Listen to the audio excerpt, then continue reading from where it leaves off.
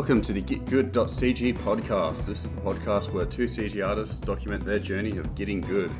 Along the way, we'll be sharing some tips, tricks, and knowledge for you to also use and get good.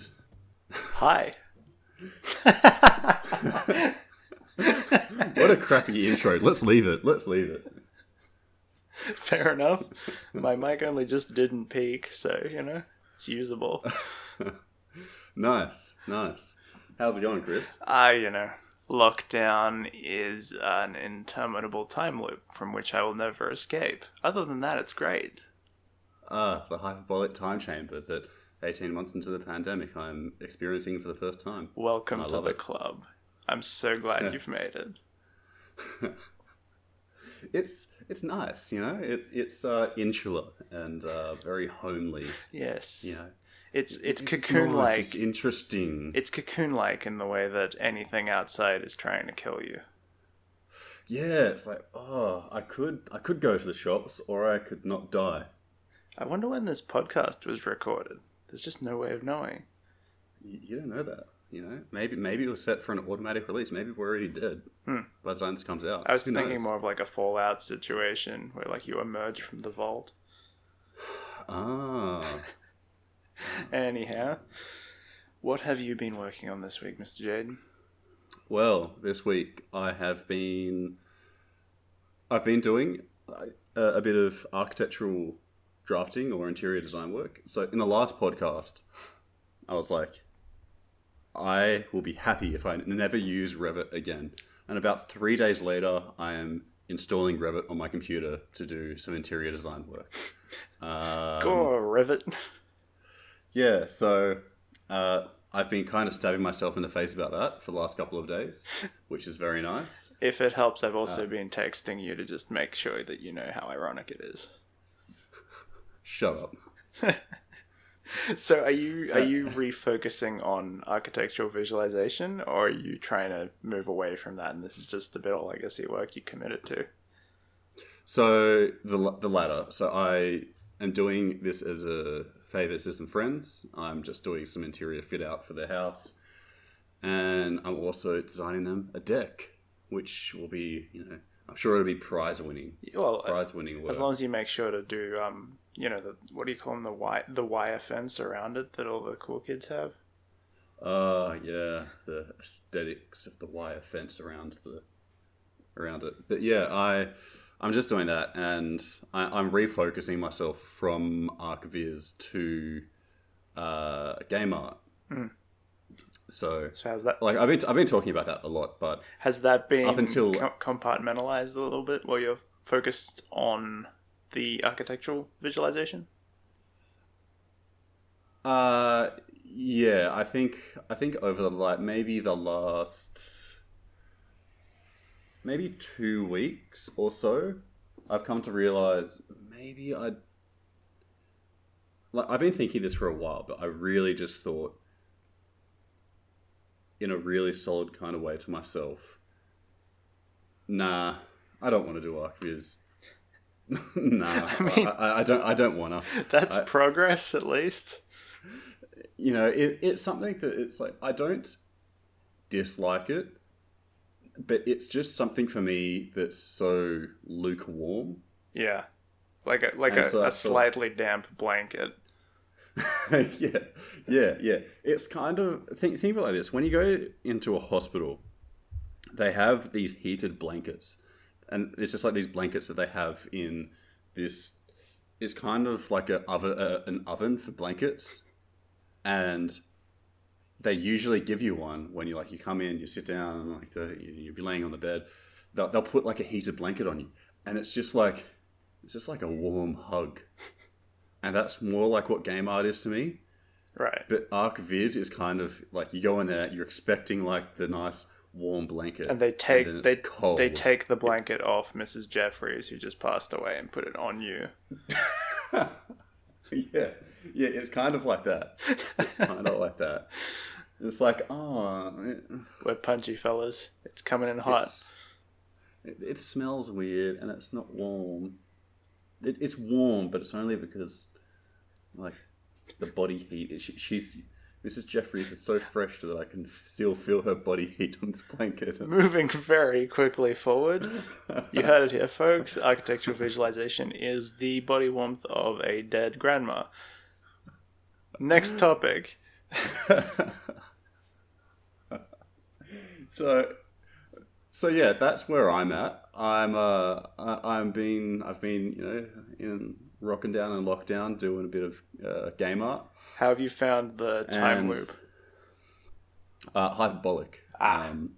So basically, I've been trying to wake up really early. So I'll wake up at about 5:30. I'm edging towards 5, but I'll wake up between 5:30, 6 o'clock, and I'll start doing work, and I'll get like 3 hours worth of work done in the morning, and that's usually my most productive time. So, it's all downhill after that. But I'll get, 3 hours worth of work done, and I'll look at the time, and it's only 9 o'clock. And it's like, oh, yeah, hell yeah, I've got like 3 hours worth of work, and it's still the start of the day. There's just so much day left that I will definitely use for productive things. There is so much day left that it's so much time for productivity. So, I'll be like, all right, time to go out and stretch, utilize this daylight. Let's go out and have a walk, and I'll go for a walk. And I'll come back, 15 minutes, half an hour later, and I'll be like, wow, it's kind of brunch o'clock for me, even though it's 9:30 or 10 o'clock. So I'll have some brunch and I'll clean up after that. And then known to the listeners of the podcast as breakfast. Yeah. Yeah, even though I had breakfast at 5:30 or 6 o'clock or whatever it was. And so then I'll be like, oh, I'll get a little bit more work done, and I'll kind of fart around in Blender or Photoshop or 3D Coat for a little while. And I'll think, I should probably get some actual proper exercise, and I'll go for a bike ride, or I live near a mountain, so I'll just go and hike up said mountain or something like that. And then I'll come back, and then I'll eat some lunch.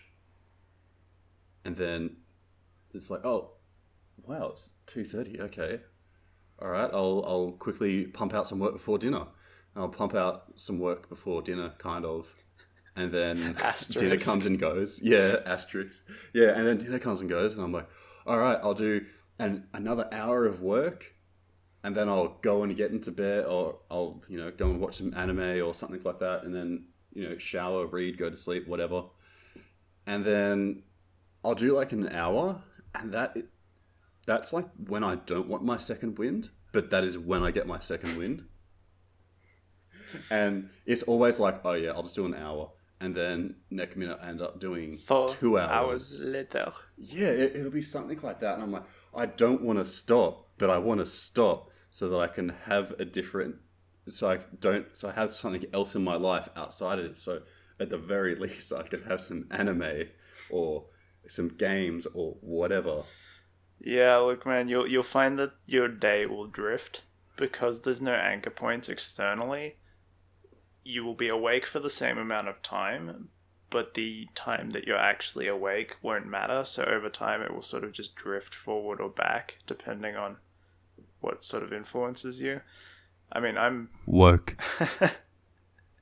I think I'm about 2 months into this thing, and I sort of resent nighttime now because it just means all the shops are closed. It's like it's too cold to go outside. Yeah, delivery closes down. Yeah. Anyhow, the main thrust of the story is that you're having trouble boxing the work, right? You're having trouble figuring out when's a work time and when's not a work time. Yeah, I'm having trouble figuring out when is a work time, and I'm having trouble sticking to a deadline. And this is something that's not unique to lockdown for me. It's, just very much illuminated by. Yeah, it's very much illuminated by. I thought, okay, cool. I'm going to have this part of the asset done by Monday, and it is Saturday, and I am not... No, wait, what day is it? Oh, it's Saturday. Is it Saturday? It is today. Okay, yeah. So, yeah, I've got 2 days to finish this part of the model that I'm working on, and I'm thinking, I haven't even figured out stuff that I was meant to figure out like 3 days ago. Like, I figured out something 3 days ago, but then I came back and questioned it a day and a half ago, and then I questioned it again last night. Yeah, look, the noodling becomes real because you're not making any complete choices on anything. You're just sort of following the vibe. You'll get to a point where you've done a lot of stuff, but you haven't actually checked off any of the items on your to-do because you've been second-guessing yourself, reworking things, and going down these noodling rabbit holes where you've noticed a new problem that wasn't on the list. You've solved that, so now you feel like you've achieved something, but then you return back to your to-do list and you realize that not only was that not on the to-do list, but it's also changed the nature of where you were. So now you sort of have to build a path back to the next step, which just adds more work. Exactly. That's exactly where I'm at. And so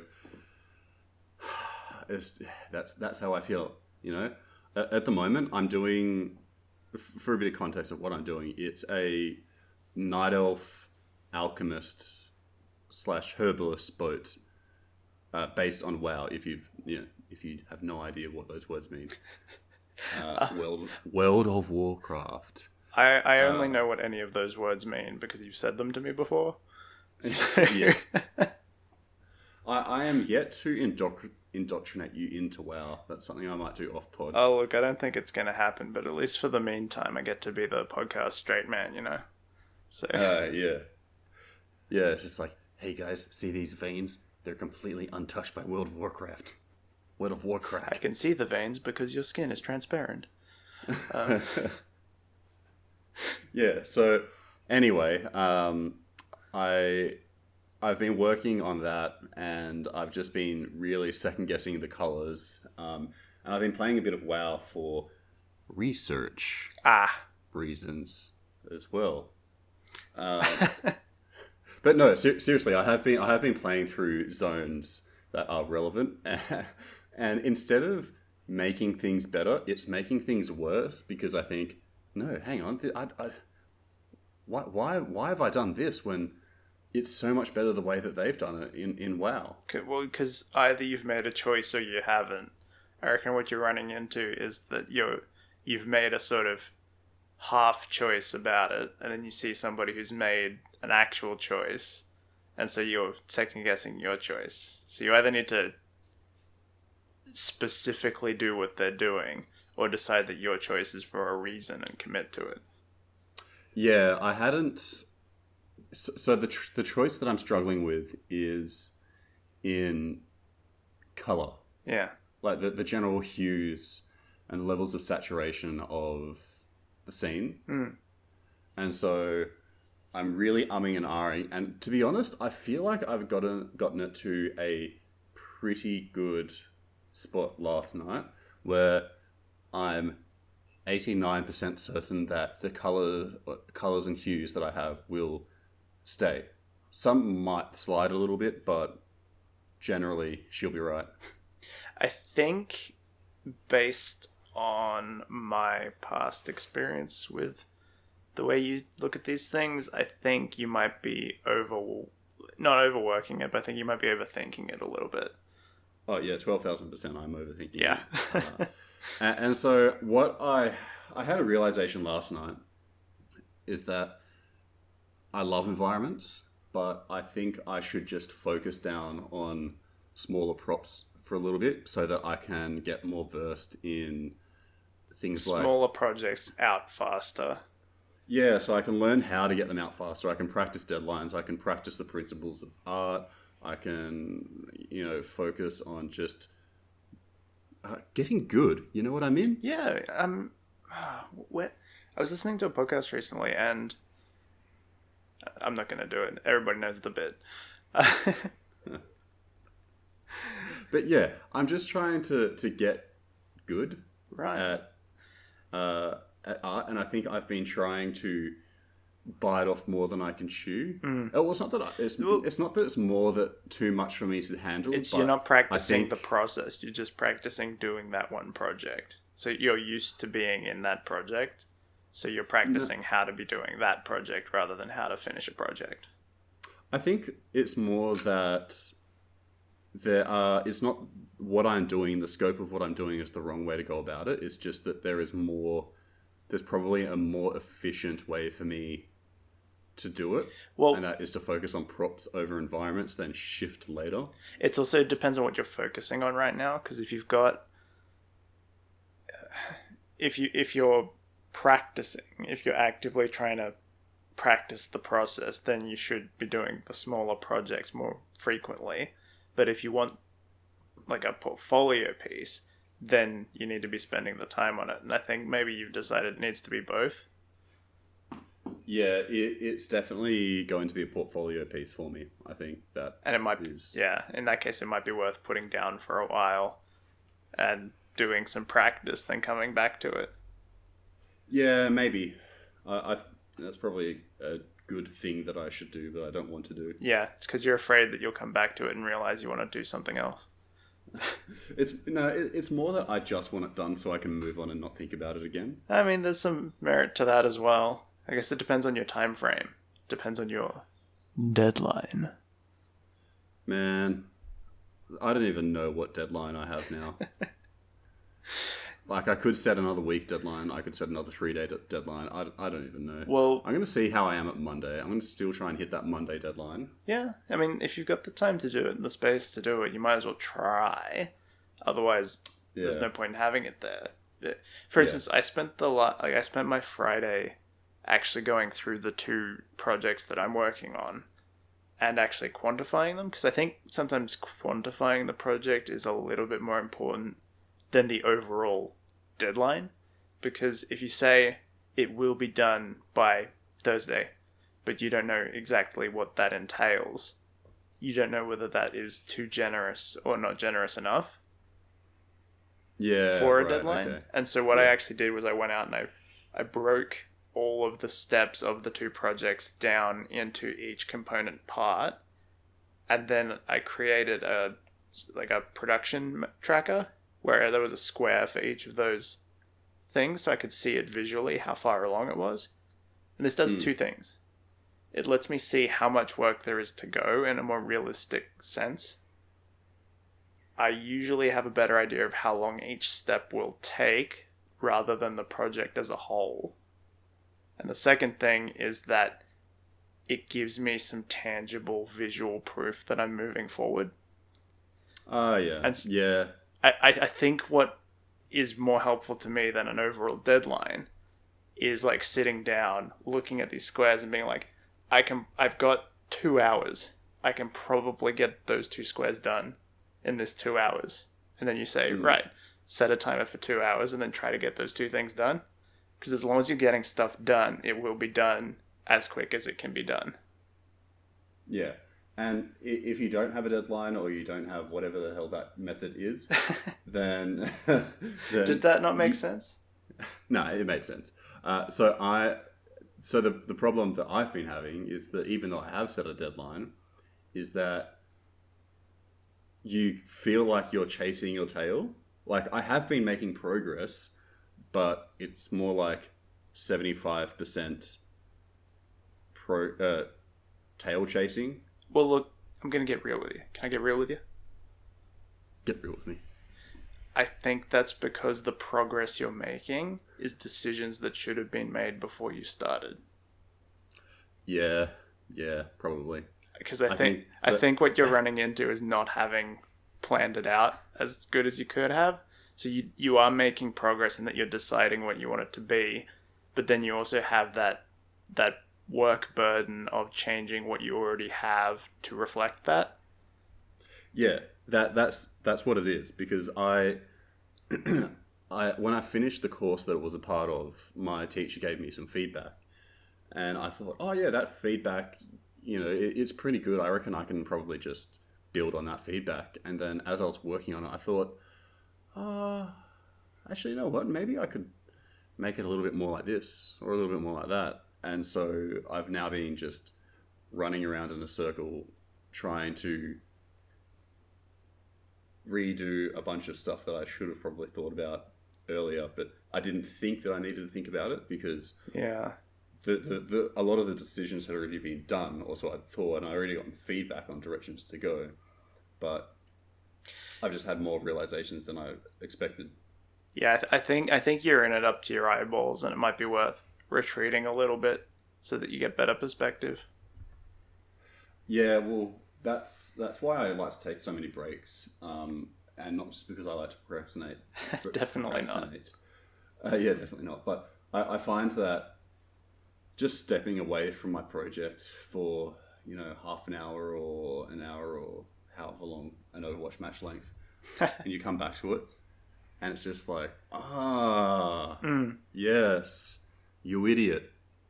Yeah, look, most of the unlocks I've had about the projects that I'm working on have taken place during my 2 hours of government mandated exercise. Where I mandated, as in like you can only go out for 2 hours with a mask on. Yeah.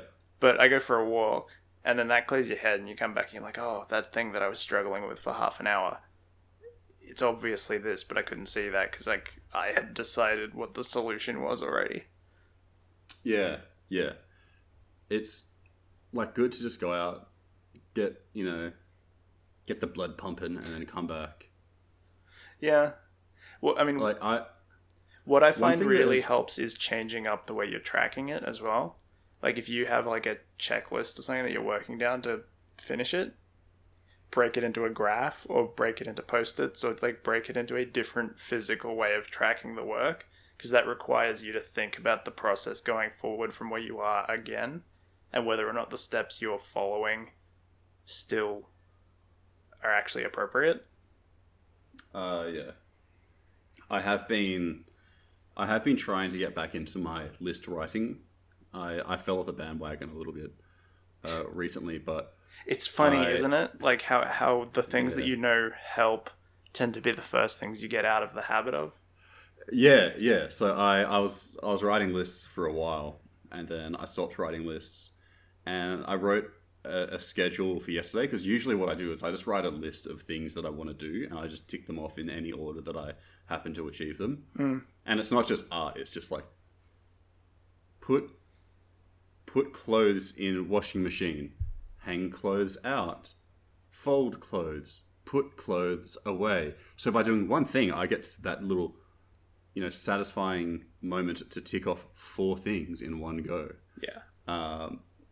But I yesterday I actually scheduled out the day, and overall, like, I hit the timelines. But my goals were a little bit vague and open. So I'd written out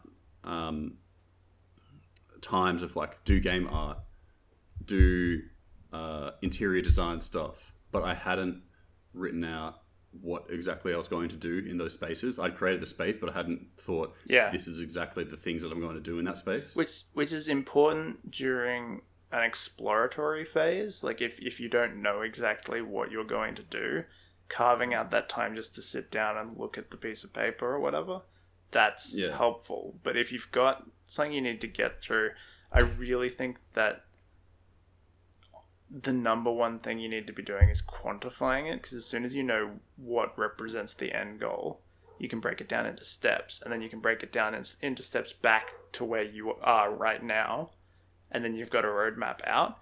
The problem I always run into is that once I've quantified it, I lose interest in the project immediately because I can see a way out. All the exploration is over. I know exactly how it has to be.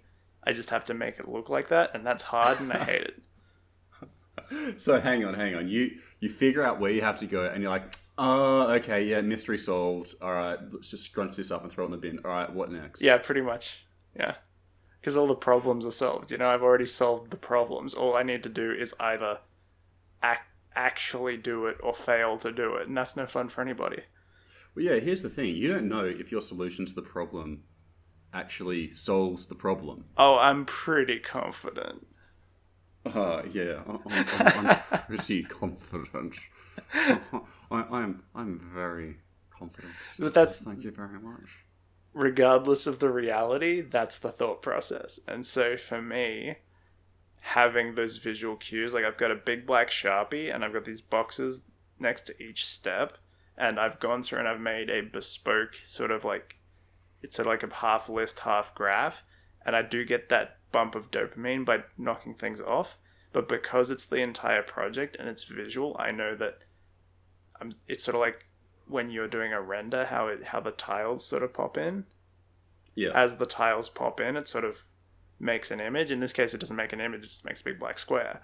But you want that full black square. It's like the whole Jerry Seinfeld thing where he'd say make a joke every day, and he doesn't want to break his streak by putting a cross on the calendar. Have you heard that one? No, I haven't. Famously, Jerry Seinfeld, when people ask him, how do you become such a good comedian? And he's like, just make a joke every day. And he says, every time you make a joke, you put a cross on your calendar, and then you look at that calendar, you get a year's calendar. Every day? Every single day. He's got to be joking, man. I knew I was walking into something. I didn't think it would be that bad. I saw it and I thought, that's a really bad. That is worse than dad joke. But I'm going there anyway. What is the deal with Jayden's sense of humor? So yeah, but yeah, and the idea is that you don't want to break your streak. So like if you see a gap, you know that's going to bother you for the rest of the year, and so you're more incentivized to actually sit down and do it, even if it's bad. And that's what I think these visual cues do. It's like you can see it laid out in front of you. So instead of just this theoretical concept of done, you've got this constant reminder that it's not done. And that if you fill it in, it's just that one little bit closer to being done. And the way I do it is I don't go into Excel and just like do a spreadsheet or something, because that's boring. I actually go into my design tool and I make a tracker that's sort of like... Eventually, I'd like to do it in the theme of the thing I'm making, because I think that would be fun. But what I actually do is I just quickly run together some stuff, but I make it in a way that works for that specific project, and I'm not reliant on the way a spreadsheet software works or something like that. I can make it bespoke for the project, and in that way, I'm not facing friction with the tool. It's not like I have to put it into Trello and then work with the Trello boards. I can come up with a solution for this project. And then what happens is that little planning thing becomes a design exercise in and of itself. No, look, I'm willing... Like, I spent half a day and I got 2 done for the 2 projects. I'll spend half a day planning. It helps. It does help. Like, that's why I haven't tried to make them, like, thematic or using the right color palette or anything like that. Because, like, then that would become a design exercise. Yeah. But also then maybe I could use those as examples for, doing some design freelance or something like that. So, it all helps. Going back to that Jerry Seinfeld second, is that there's this 3D artist, I've forgotten his name, where he's been doing, I think for the last I checked, it was 10 years. He might be at 12 years at this point, of doing a CG art project every single day. You talking about Beeple? I don't know. Beeple's like, he got like millions of dollars on crypto when it first came out, but that's because he does these dailies where he does a CG daily project and then he just posts it online. But then when NFTs came out, he started selling them in these NFT drops, and because he was already popular, people would pay like millions in Bitcoin to get the new Beeple NFT. Really? Yeah. I didn't I don't know if that's what he did, but side note, what I was going to say about him is that he has done that every single day for about 10 years, and he's already fairly popular. I think he mainly uses Cinema 4D. I think like from memory, it's either that or Max. Yeah, I think we're talking about the same person, but I don't know. Maybe. But, yeah. He does all these, like, really crazy ones, like body horror, Kim Jong-un, and, like, just... Oh, yeah. I think I saw that one. It was, like, the giant Kim Jong-un. Yeah, and he does, like, really, like... It's not even political. It's just sort of, like, political shitposting. Yeah. Yeah, that guy's crazy, the amount of work he's done. But work begets work, Yeah. And... I think Andrew Price, he has a bit of a criticism on doing dailies of that. If you do dailies constantly, For those following along, you can now put a punch over your Andrew Price card. you're doing dailies and you're getting better in a certain way. Like say you're just scrapping out a quick animation, you're getting good at a certain part of animation, but you're not developing a skill you're not developing out an actual further project. Yeah, I think I'd agree with that. I'd agree with that to an extent. The thing that I take out of that is that if you're doing a daily, at least you're doing something. Like, if you weren't going to do anything otherwise, then there's no criticism of the dailies. Like, if the daily keeps you doing something, then that's 100%. If it's taking away from your ability to then do better things, that's when it becomes a problem. But if you're already having trouble doing things, the daily is important. Like, it probably only lasted for like a week or something, which is why I have so much like respect for people who can do it. But I did a daily sort of animation block out for a little while. Yeah. And I did feel like I was learning. Like, I did feel like the repetition of the process was helping me to become more comfortable with the tools and create muscle memory. The reason I stopped was because it wasn't leading to anything I could use or show to anybody. Mm. And so eventually I'm sure that would change. But I just felt like I'm in a position where I'm trying to put a portfolio together. This is not portfolio work. Yeah. Yeah. I think it really it really depends on like what you want from it. If you just want to get the practice of early storytelling in animation, then and getting that as a repetition down of just learning the storytelling part of it, then the storytelling or like the visual like acuity, because like a lot of animation initially when you're trying to figure out the tools is just making it do what you're imagining. Yeah.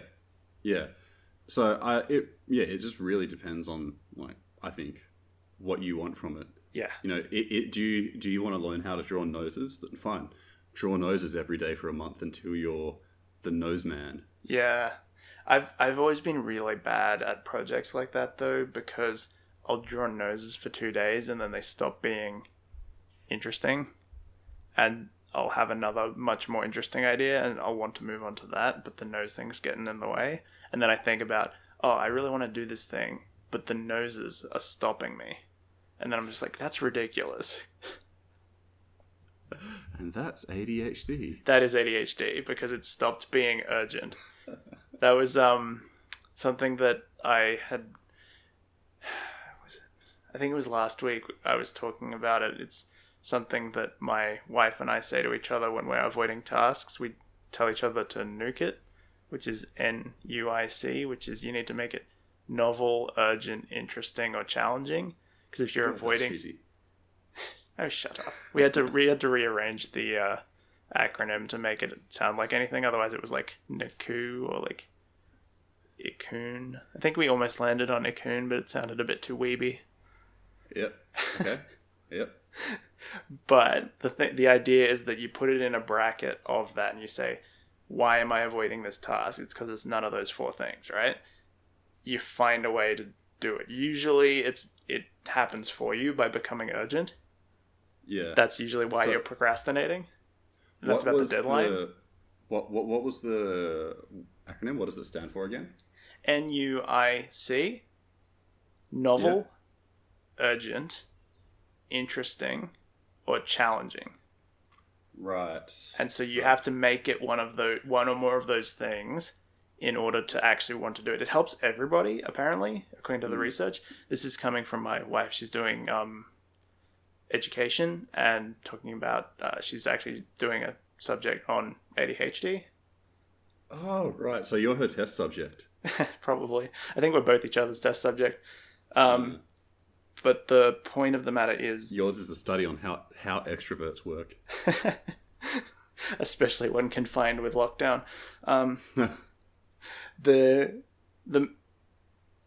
What we've just... like, what the main argument is that it works for everybody, but without one of those four things, somebody with ADHD will not get into action. Like, they just can't. They're not capable of it. Right. Because they'll be screaming at themselves internally to move forward with the project. And like with everything else, ADHD is a spectrum. It's like ADHD or ADD. One of the terms doesn't exist anymore. Don't know which one. Yeah, it's ADD doesn't exist anymore. Right. It's just it got merged into ADHD. Because I think wasn't it being used as like an overdiagnosis in order to just throw riddle at kids? I don't know. I think it's just you can be ADHD but not have the hyper part of it, and that's just ADD.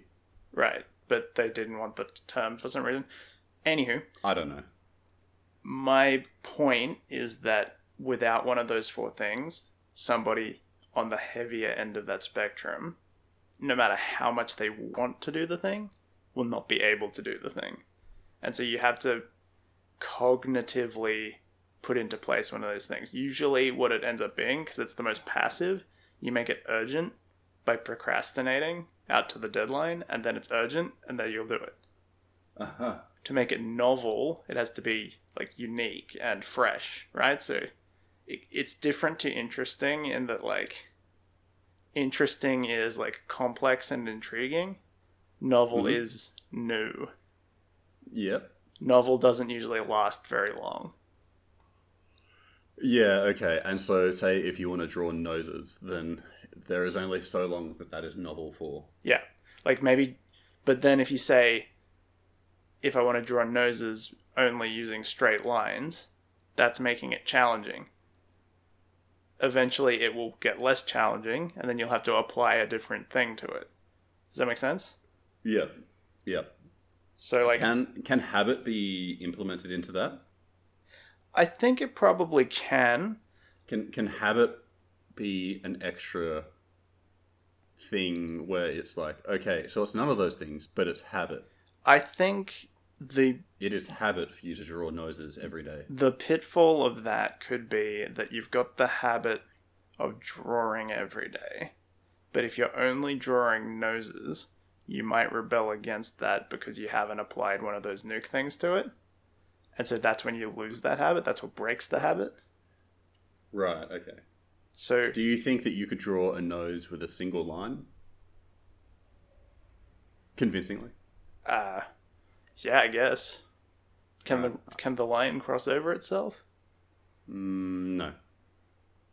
I mean, it would be a very cartoony nose, but I think I could manage. I look forward to your submission. But that's the thing. By adding that constraint, you've either made it challenging or, I wouldn't say interesting because I'm not that interested in the challenge, but you've made it challenging, you know? Oh, yeah. Yeah. And so I don't really have like a final takeaway with that. I'm just sort of saying that that's where I'm focused on at the moment, productivity wise, realizing that if I'm avoiding doing something, my immediate assumption was always that it was unpleasant. Now my immediate assumption is going to be that it's just not one of those four things, and then to try and apply one of those and see if that gets me into action. Right. So, excuse me. So, how long have you guys been using that? Not long, like a couple of weeks. Right. And is it helpful? Having a framework is always helpful, regardless of the efficacy. Having something to lean into so that you feel like you've got something to do in order to solve the problem, that's helpful. Right. You know? I see. And so, has it been, like, do you have any examples of how that has helped you? For instance, as a specific example, I'd probably say that I did put down a project that I was working on because it wasn't any of those four things, and I couldn't find a way to make it one of those four things. And so to to make the work novel, I moved on to something else. But then because you I moved... jumped ship. No, because I then moved out onto something else that was novel, then that became less novel as I was doing it, and the other thing became more interesting because it was a more complex project, and so I moved back to that. Right. Does that make sense? So the interplay between the two things did help in that regard. I don't expect it to happen again because the new project isn't novel anymore. And I think that's the trap you can get into by like project jumping if you rely on novel. Yeah. Yeah. And so are these animations that you're doing? So tricky to say. What I've sort of done is I've taken all of the little disparate projects that I've had and I've put them in a blanket project, which is my 2021 showreel project. Yeah. And then I've parceled them out. I have called a lot of what I've done up until this point practice, because as we were talking about off mic, I realized that though they were becoming more technically accurate, they weren't saying anything. And for a portfolio, I don't actually think that's appropriate. They really need to have a bit more storytelling. They need to give a why as to why anybody would want to watch it. Like something was like plain Weet-Bix. Yeah. It's like good, dual column accounting. It revolutionized the way we do capitalism, but nobody knows what it is, and it's not very interesting. Yeah, sounds very boring. That's the point. It's like important but boring, and that sounds like practice to me. So I've shelved a bit of that, and I've restarted this whole project within a bubble that I've sort of, if not completely accounted for a little bit more stringently, so I know what the end state looks like. Does that make sense? Like I've actually set like the deliverable. It will look like this. It will go for this long. These are the shots I want to include. Yeah, and within that, you are putting a bit of flavor into it. Yeah, and so a bit of storytelling. It does require me to take a bit of a step back and maybe do a bit more work than I had originally wanted to. But even just saying that out loud makes it seem like a good idea. But what it allows me to do is take what I've learnt sort of flapping around and struggling up until this point and feel like I'm applying that to something. Yeah. Don't know how that'll go yet because it's a new decision. So what was this animation and like how was it lacking story? Well, in the basic bananas of it was that I was working on the FPS weapon set. Yeah.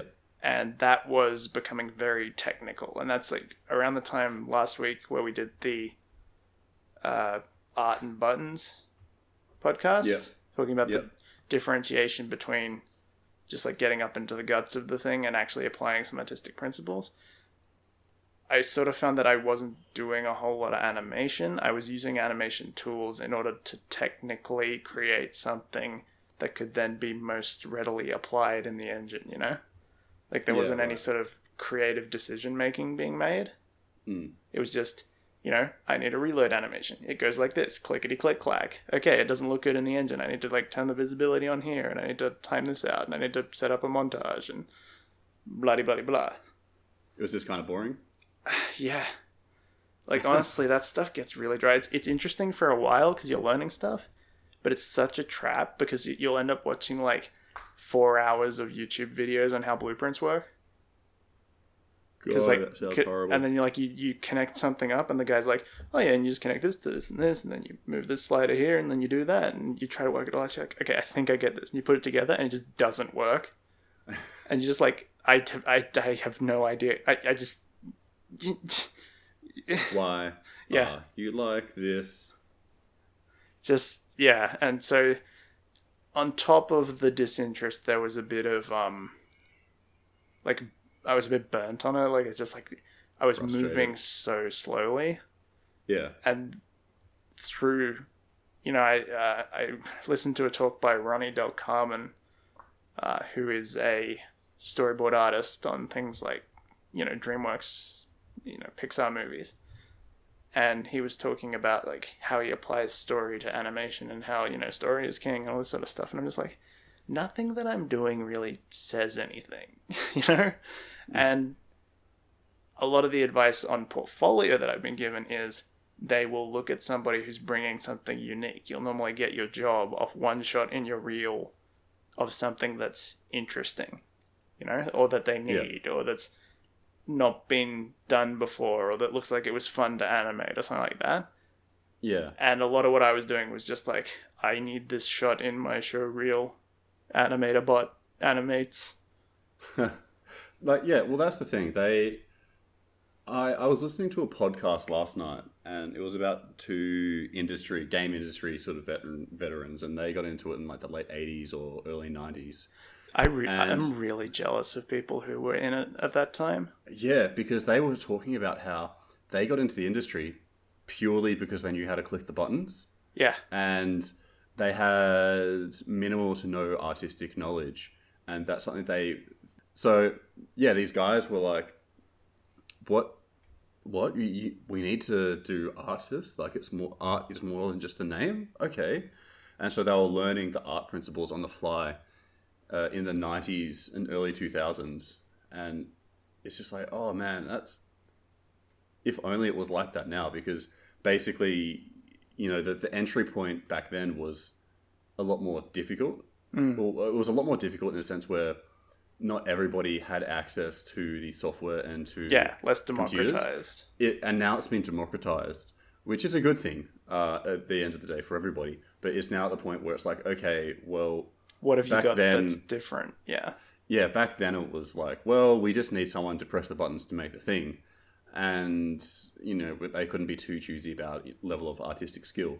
And now it's like, oh, well, we can pretty much achieve anything. Like, if we want a technical thing solved, we will find someone. There is an ample amount of people on this planet that can solve any technical problem. The problem now is artistic integrity. Yeah, and which is interesting because a lot of the original production of CG graphics was breaking that stuff into smaller tasks so that they didn't need anybody as artistic, so that they could make it more of a technician role, which is really interesting.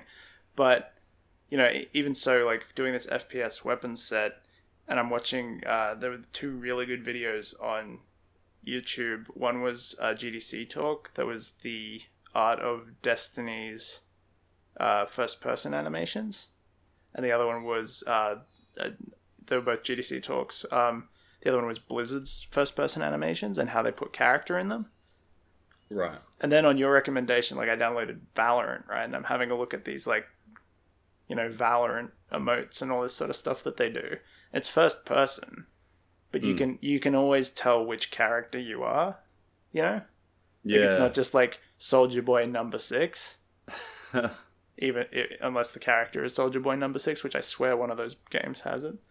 I haven't played around with Valorant emotes too much. Oh, just emotes and like the way they do their special attacks and, just like what you're seeing during the game.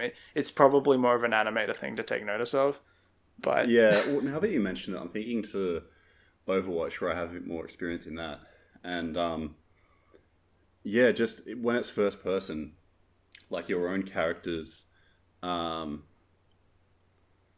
own sort of character or personality within the first person animation. So like when you're doing the ults, you can really get a feel for what the character is doing, and I guess a bit of, what they look like and a bit of their personality behind that. Yeah, even down to like how the weapon moves when you turn. Like it's a really interesting video. Maybe we should drop a link in the comments or a link in the description. All right. Because I think you'd love to watch it, and if anybody's not seen it, I think you really should. It's from about probably like 3 or 4 years ago now, but it's all still applicable. Like, for instance, who's the cowboy guy? McCree, right? And so he's real confident, and so his gun moves and then he turns, so he's leading with the gun. But then you've got other characters who like don't give a crap as much, and so then they turn and then the gun follows. It's like Right. even down to just like a microsecond frame delay, and it really like gives you that sense of personality. Oh yeah. And there's Okay. there's a whole subreddit, I think. There was like the art of fine reloads or something. I can't remember what it was called, but like it's like reloading first person animations is like a whole thing for people. Yeah. Have you seen McCree's Reload? Yeah, yeah. Yeah, Have you? it's, And then there's it's real that. cowboy vibes. You get real like, yeah, this guy's a cowboy. And have you seen the Junkrat one Yeah. where he just Yeah. like grabs a Uh, bunch of crap and loads it into the shotgun, and then like everything's like falling off? And oh no, do you mean Roadhog? I don't know. Is he the big fat picky one? And when There's he uses two his of there's ults? two of them that are like the Junker guys, and they like do not give two Fs. Yeah, yeah. I play Junkrat quite a bit, and Roadhog also quite a bit. Yeah. But yeah, Anyhow, yeah. but the character that they portray with limited frames and limited point of view, and then you've got the gorilla guy who, like, when he runs, you can see his hand, Yeah. or the guy who floats, and so there's no up and down motion. Yeah, you've also got Anna. She's a healer, a sniper healer, and one of her abilities, it's not her ultimate, it's like a sleep dart, and she basically it's a gun that I think it's on her hip or on her leg, and it's just like a little handgun dart sort of thing, and she pulls it out, and she'll sort of I'm trying to actually act out how it is, but no one can see it. But she'll kind of lean down a bit and sort of shoot it, and it feels like a very sort of stealthy, quick thing to do. And that's the whole point of the talk. So I'd encourage you to watch it if you're interested. But the main takeaway I got from that was that even in those very like material functional animations, they were telling a story. Right. Yeah. Okay. They were like implementing a bit of characterization and like making it feel holistic to the world that they're in. Yeah. Yeah. And I think that's the what I trouble, found interesting. I think the trouble for that, which I would really struggle with as an animator, well, I mean, not really, because you do have to do this for a lot of things, but you do have to think a little bit more broadly. You have to think, okay, who is this? You know, what's their deal? Why are they like this? What are they? What are they doing, and why? And that's the thing. That's all of the advice I've been getting from these lectures that I've been attending, from these Pixar and Leica and Disney guys and Blizzard. Their advice really isn't about the buttons. It's not like, okay, and if you make sure that it like swoops down on frame 36, you know, you'll get a really strong impact or whatever. They're saying, who is this guy? Where's he coming from? Is he hot? Is there a rock in his shoe? You know, like, Yeah. that's the stuff they're thinking about. And then the animation follows on from that because you're making choices in the context of that character. And there's actually, I think about 3 of them mentioned this old book for actors by a woman named, I think it's Uta Hagen. I might be mispronouncing that. But she has a 6-step plan for actors sort of embodying their character and understanding where they are in the scene. And animators, for all intents and purposes, are actors. You're just doing it to something else, like puppeteers. In a very different way. Yeah. And so, I think, let's see if I actually have it written down. The 6 questions were, who am I? What are the given circumstances? What are my relationships? What do I want? What is my obstacle? What do I do to get what I want? Can you send that to me? Sure. I'll send you a link to the lady and those notes and everything. Yeah, that'd be good. Actually, I might just make a doc and we'll drop it in the description for people if they're interested as well. Yeah, we'll leave it as either a comment or we'll put it in the description or whatever. Cool.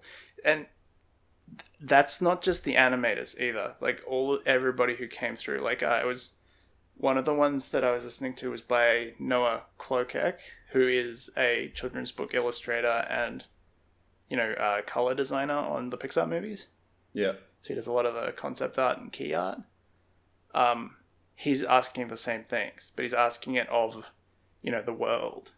He's saying, like, what has happened here? What is important here? What does the color say about this situation? And it's all about storytelling. Like, no decision is made out of that context, which made me really think that all of my decisions were being made out of that context. Like, it was just a practical, mechanical thing. Yeah. And that's why I've had to shake it up a bit. Now you are really getting me in sort of thinking about the story behind my night off boat scene. Like, I've always had a vague idea and a vague story, but I'm really thinking, maybe I should flesh this out more, which is definitely going to extend the project length. Well, it will also help you make these decisions that you're having trouble with, because if you know who owns that boat, if you know who they bought it from, if you know why they bought it from them, if you know why all the stuff on the deck is there, because that's how they use it, and that's why they use it, and that's why they put it there. If you know why there's that scuff on the bench, because that's where they usually get into the boat off the dock or whatever. Like, if you know that stuff, you can make those decisions, and that will speed everything up. Because you're not going, should I put this here because it looks good? Yes. This is making many juicy ideas in my head. Cool. Yeah. I just thought I'd share that because it was a really big unlock for me.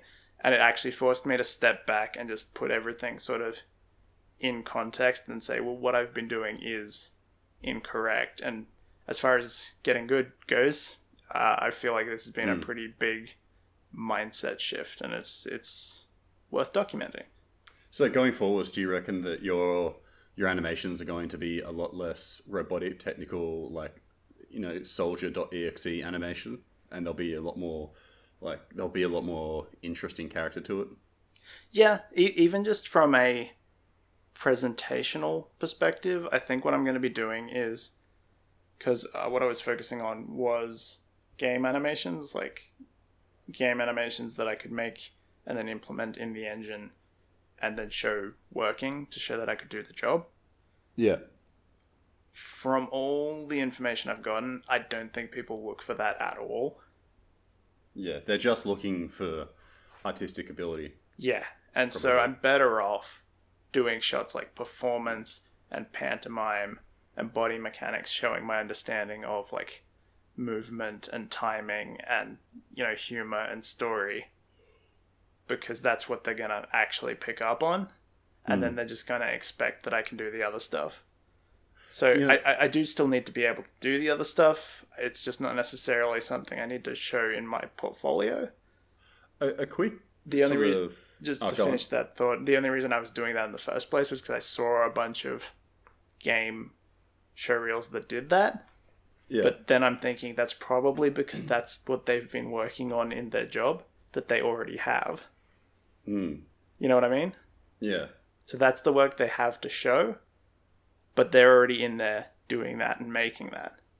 Yeah, so it's very different for you. It's a different intention. Yeah.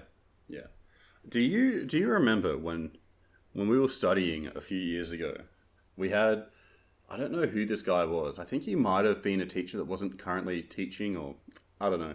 But he came in and he was talking specifically about animators. And he was saying how animation is not an art. You're not going to be an artist. You're going to spend the first, 10 years of your career staring at graphs. It's not creative at all. And yes, I do remember exactly who that was. Yeah, and I remember I do not agree, and I've had some very significant issues with his philosophy since, but I think it did do some damage because it was the only information I was receiving at the time. Yeah, I remember sitting there internally screaming a little bit, thinking, "What? But you need to be creative in order to make the end result good." In hindsight, I'm pretty sure that was coming from a place of bitterness because of his own experience. Because a lot of the I'm not going to make a generalization, but I think what was happening there is like this guy worked for, like, was an ex-worker for insert, global studio here that shut down. Right. And I think he was holding on to a bit of resentment and bitterness with that. And he was relying very much on the title from having been there in order to put him in positions to speak and teach. And I think he was relying on his position as having had that title in order to get him into these teaching positions. I don't think he wanted to be there teaching. I think he was bitter that he had to be teaching because he'd been moved out of a place where he was doing. Right. Okay. That is incredibly sad. Yeah, and I think the fact that he was in that position did a bit of damage because he was the only sort of person from that sphere that we had at the time to look up to in that way. And do you think that has flowed on to your mentality now and only just having the realization that you need to be creative? Or not realization, but... I wouldn't give him that much credit, honestly. I think... I'm a pretty good judge of character. I pegged him pretty quickly. I just kept it to myself because, but it definitely gave me a insight into the mindset of a lot of the people of his age who were still in the industry. Right. Because I think a lot of them came from a very similar stock. I think only now are we starting to, in Australia, get some people through who haven't had that, let's call a spade, trauma. Yep. And we're starting to alleviate some of these positions, because the thing is, when you live in something that's a bit more geo-locked, like Australia, the people who are here in higher positions, who are doing the work in studios here, it's the brain drain, right? It's not necessarily too good for Australia, but unless they had a real vision for what they wanted to make here, I think a lot of the people, especially during the early 2000s, let's say, when all this stuff was starting up, I think if they're in that position now, it's because they either didn't want to go any further or couldn't go any further. Right, yeah, okay. Do you reckon that sort of relates to what I was talking about before with those guys that were podcasting and they started in the 90s and they mostly got in on their technical proficiency and they had to really arch themselves up later in life? No. 'Cause, for instance, Ted Price, he's the guy who owns Insomniac Studios and he does a podcast. He loves games, you can feel it radiating off him. Like, he runs a studio, he loves games, he wants to talk to everybody about games. He was one of those people who came through and just sort of fell into it because he was in the right place at the right time and was interested in the right things. But he's not bitter. Yeah. It's the bitterness that doesn't help. And obviously, somebody who is in America and moved to California and was able to be in that position doesn't have a reason to be bitter. So I'm not saying that nobody has a reason to be bitter. I'm just saying that the bitterness really does hold a sort of a pall over certain industries here. I mean, you would even run into this with architecture. It's like the old guys get what's theirs. They have a really strong interest in defending their experience and taste, and they will do that at the expense of others if they can't back it up with anything.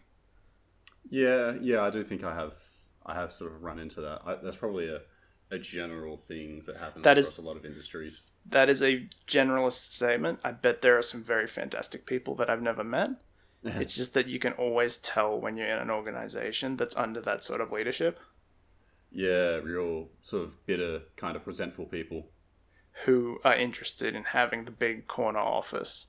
They do not fraternize with the plebs, Yes. The corner office. Yeah, I've seen those guys around. They're the people who are currently trying to get people back into the city to work from the office because they're not getting their booster shot of superiority from having all the workers in their cubicles. Yeah, it's just, they just sort of sit there and they kind of send out an email a couple of times a day and they go, Keep working. You're doing a bad job. Well done. I can't see the fear in your eyes as I tell you to get back to work. Yeah. And honestly, that is the sort of workplace that I'm not interested in working in. And so if I got any of those red flags, even if I had an opportunity, I'm not sure if I'd turn the job down, but I definitely wouldn't be planning to stay. Yeah, that's... I think if I came across a job like that, in all likelihood, I would take it, because I don't want to turn down an opportunity like that, but I would very quickly plan my exit strategy. Yeah.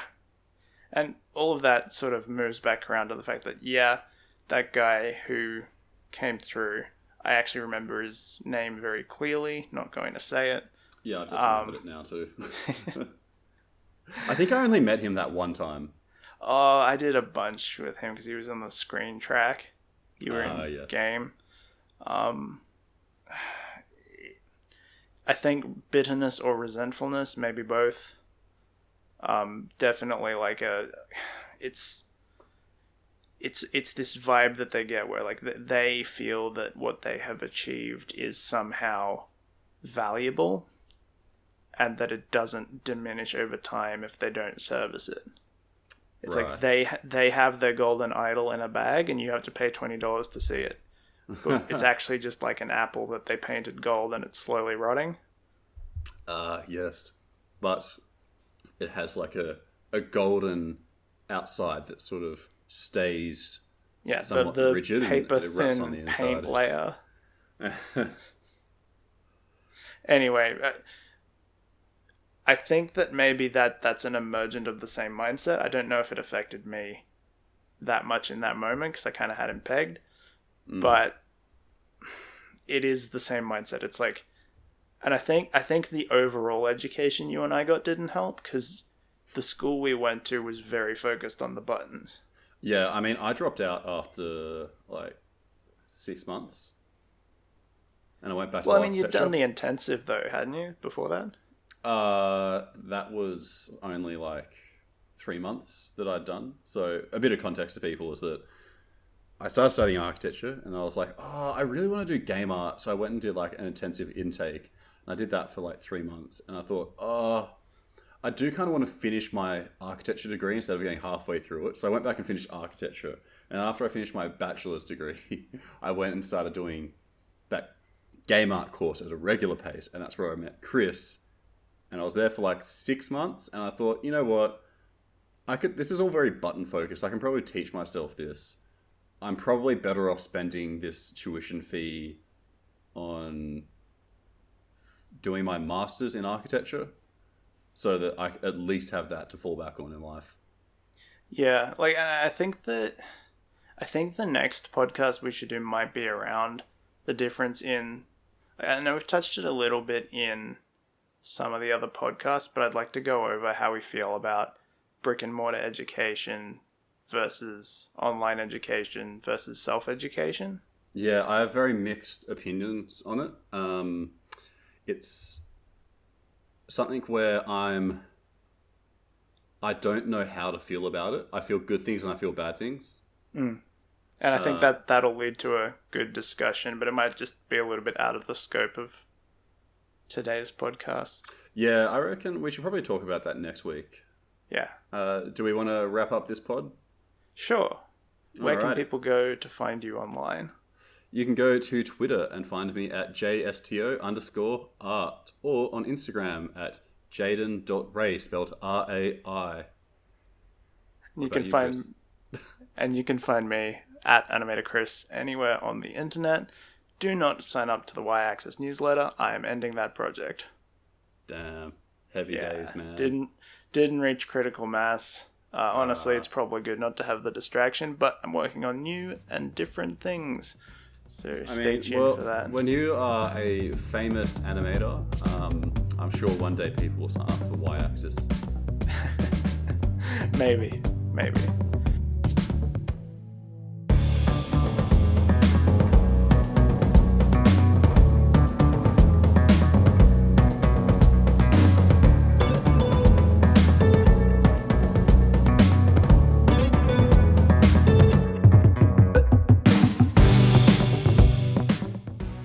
nah, we'll be pivoting probably into more content generation stuff, just like sort of documentary style things. We'll see. I haven't really got a plan around that yet.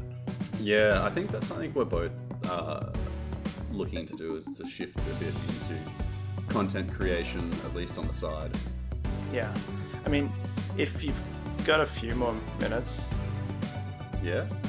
I was just going to say that it's interesting because both of us have been running up against this like freelance problem where the work that's available really isn't the work we're trying to do. Yeah. I we were talking about this off mic earlier, and I just look at ArcViz and I look at some of the clients that you have to deal with, and I go, yeah, nah. It's about the work you want to do, right? You'll get more work of the type that you want. Yeah. And it's tricky. I don't have any, like, I've got a lot to say. I don't have any decisions made around this stuff just yet, but yeah. I've got lots of plans, but nothing I'm willing to talk about at this point. Yeah. The way I feel about freelance at the moment is that it might be similar to getting a degreed animation course. Like, you probably are going to get a little bit of what you're intending to get out of it, but not enough to offset the problems it causes. Right. Anyway, interesting new thoughts. So maybe we'll have a bit of a talk about that in a future podcast. Yeah. All right. Well, thanks for listening, everyone. Like, comment, and subscribe. Please do comment, because we do read the comments and we would like to bring in any of your questions, thoughts, and queries onto the podcast. See ya. Bye.